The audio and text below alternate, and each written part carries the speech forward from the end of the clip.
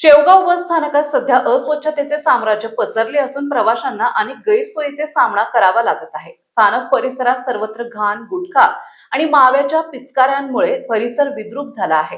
स्वच्छतेकडे संबंधित प्रशासनाचे दुर्लक्ष होत असल्याची भावना प्रवासी आणि नागरिकांमध्ये व्यक्त होत आहे.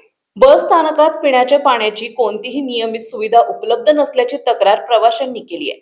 पाणी पिण्यासाठी बसवण्यात आलेले नळ बंद अवस्थेत असून जलकुंभावर जल है तो कल है असा संदेश लिहिलेला असला तरी प्रत्यक्षात पिण्यासाठी पाणीच उपलब्ध नसल्याने नागरिकांमध्ये नाराजी व्यक्त होत आहे.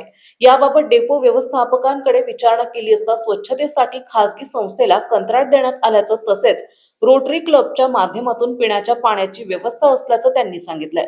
मात्र प्रत्यक्ष परिस्थिती वेगळी असल्याचा दावा प्रवासी करत आहेत. याशिवाय बस स्थानकातील कर्मचाऱ्यांनाही पिण्याच्या पाण्याची पुरेशी सुविधा नसल्याचं सांगितलं जात आहे. त्यामुळे बस स्थानक परिसराची तातडीने स्वच्छता करावी, पिण्याच्या पाण्याची कायमस्वरूपी व्यवस्था उपलब्ध करून द्यावी तसेच कर्मचाऱ्यांसाठीही आवश्यक सुविधा निर्माण कराव्यात अशी मागणी नागरिक आणि कर्मचाऱ्यांकडून होत आहे. महाराष्ट्र हेडलाईन्ससाठी प्रतिनिधी विजय मगर, शेवगाव.